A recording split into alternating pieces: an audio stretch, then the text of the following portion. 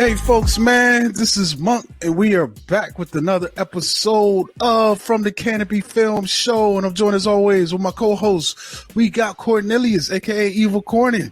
What's up? What's going on, man? It's another day, another show. It's funny, I was out and about earlier, man. I saw that packy chip, man, sitting in the store, and I was tempted to buy a couple of them. I was like, it'd probably be cool to do the challenge again, man. You know, it's been a while since we did it, man. All three of us at the same time. Yeah, but then the idea of my mouth burning again, I don't know if I'm ready for that, man. But I do have a little bit of news, man, and this is kind of a interesting. I guess we knew this was coming. We just didn't know how and who, but Fantastic Four has hired writers for the film, and it's a duo. So that's kind of cool. So the Fantastic Four film has found its screenwriters as the MCU prepares to introduce the iconic family of heroes. So Max Shackman has been tapped to direct the film, and Jeff Kaplan and Ian Springer are officially announced to be writing the film. And apparently they've been involved with this film for some time before the announcement. Apparently they've been working with Kevin Feige, kind of outlining this thing, and even before Shackman was even hired to direct. So that's kind of interesting. Okay.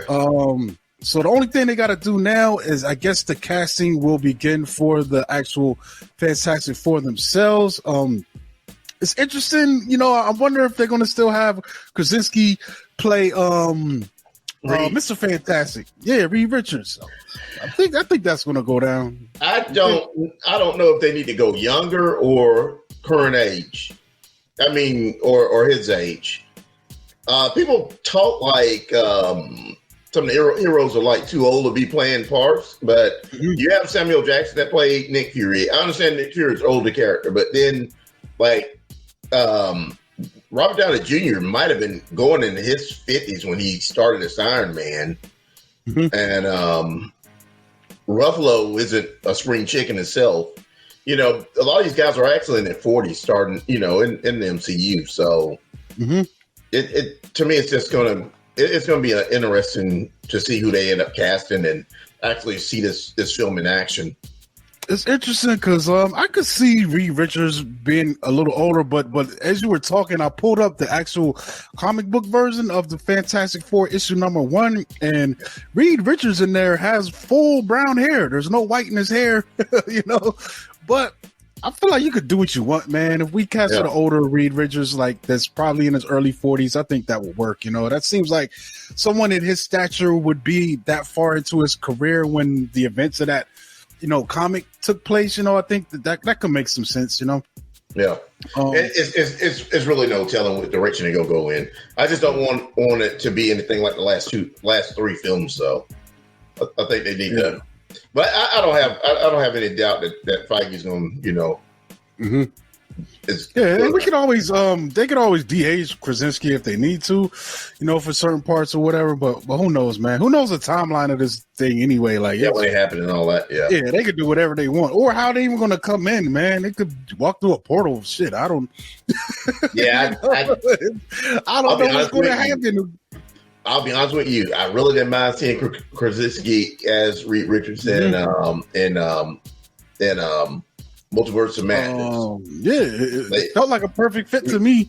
Yeah, you wouldn't hurt my feelings if he ended up being Reed Richards. Yeah, man. The rest of the team, I'll just have to see. Emily Blunt would be my choice with the Invisible Woman, but like Johnny Storm and Ben Grimm are 2 characters I kind of want them to get right. It'd be crazy if they bring back Chris Evans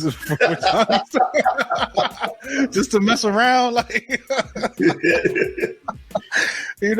But yeah, like that is interesting, man. Just thinking about it because there's a lot of ways they can mess around, and the upcoming slate definitely seems to be leaning into this multiverse stuff. So who knows what they're gonna do, man? And it was cool seeing Krasinski and Doctor Strange, but who knows, man? For all we know, they can do whatever they want, man. At this point, and as long as it's done well, I'll be on board for it. Well, I'll put it like this: like Charlie Cox is still Daredevil, and he's in this version of Daredevil, and Kingpin aren't the MCU versions, that were in the Netflix versions. So it's no telling what direction they end up going in. Yeah, I mean, it seems like for the most part, as long as Doom doesn't go into space or the negative zone with them, I'm good. Yeah, it seems like for the most part, at least for what we got from Daredevil, we know that character and that those characters they're canon for the DCEU. They're permanent. Whatever happened on that show, they're rolling into it. MCU. You said DCEU. Yeah. Oh, my bad. Oh yeah. Oh, let's not go there. Say MC. I don't know. Yeah, you said DCEU. My bad, but yeah, so it seems like they validated those characters, even to the point where I saw another news story. I forgot to write this one down, that Foggy's coming back, so they're bringing back some more of the characters from that show, further validating that this show meant something. It wasn't just something that we did as an offshoot or to the side, which is dope, man, because I really like what we're getting from the Disney side of it, how it is very integrated into the films. I think in the Netflix's stuff, I think there might have been one episode where they might have mentioned the Battle of New York. They mentioned the event. They didn't go in details on it. They mentioned it as an event. Mm-hmm. But overall, I think that I think it's going to be different versions of those characters. It's not going to be on, it's going to be a bit of a reboot with the same actors instead of, I mean, that's interesting. Because one of the interesting things that I like, I'm wondering if even what's the guy's name? Bullseye, are we going to get that Bullseye popping back up or what? You know what I'm saying? Like key Daredevil villains, Jigsaw and all that, are they going to be coming from the Netflix version, or are we just going to go into a whole new space with those? Yeah, I don't know what aspects of, they're going to keep, man. So it's going to be interesting. We know Daredevil, we know Kingpin, we know Foggy. So, that's cool. And I actually like Foggy's role toward the end of that series, man. He was being a conscience to Daredevil. It's like, dude, I don't know if I want to work here no more, man. You get on the show. I like that. I like that aspect of it. The chemistry was there between those two characters, and Fisk D'Onofrio Fisk was like perfect casting.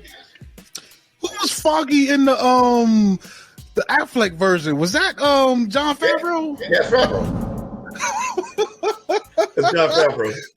That was, what, man? I'm not as hard on that film as other people are. There is definitely some goofy stuff. I hated how the Electric was just thrown in there, and I really didn't like Michael Clark's Kingpin characterization, but that's how they wrote him. I can't really blame him too much, but there's parts of that I did like, and I liked the Foggy and in that the Affleck and Jon Favreau interactions, man. Those were kind of cool.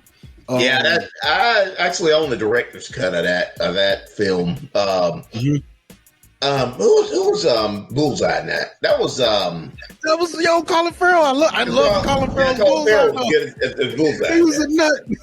It just seemed like parts of that film were good, but then parts of it just seemed like a rush job. The whole thing about Elektra and all that just seemed like it was. Who directed that dang movie, yo? It's the same guy that directed Ghost Rider, and I can't think of, and Simon Birch. I can't think of his name right now. Oh my god, dang, that's crazy.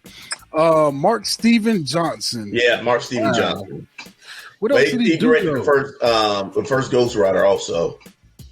Mm-hmm. Wow, man. I mean, I gotta look at this for. So he did. Wow. Oh, so he was a writer on Grumpy Old Men. So director Simon Birch, Daredevil, Ghost Rider, When in Rome, Killing Season, Finding Steve McQueen, Love. Yeah, I don't think his filmography didn't really get that much better, dude. It was.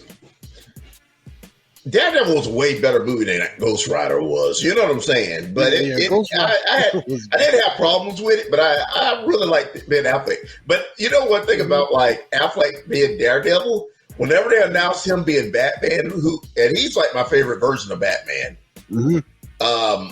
People were shitting on Ben Affleck being Batman after he was Daredevil. I don't know.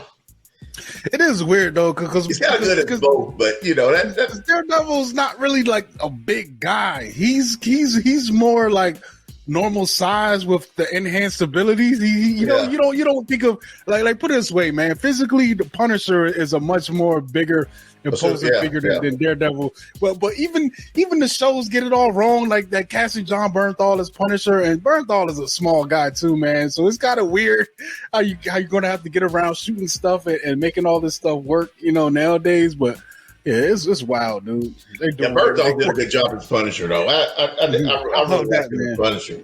Yeah, he was great, man. I hope they. That's what I want to hear them bringing back, man. We come back with like an R-rated Punisher and just go all in, like bring that back, man. Let's go. Let's keep that going. Because the thing that I would really love, man, I would really love if like the next Spider-Man film, they take him back to the real neighborhood Spider-Man, and it's just something. Maybe he's dealing with the neighborhood Spider-Man Kingpin is the biggest threat, and he's got to team up with like Daredevil and these smaller characters to deal with this instead of just everything being so big and world ending, like make Spider-Man small again, man, Yeah. At least one time. Give us that one time. I kind of think how No Way Home ended. That's pretty much the direction they're gonna probably be going in. Yeah, hopefully. It seemed like they were trying to set that up, Yeah. Like give them a chill time, Let them stay in Queens or Manhattan. And just deal with the regular, that kind of stuff. That would be cool. But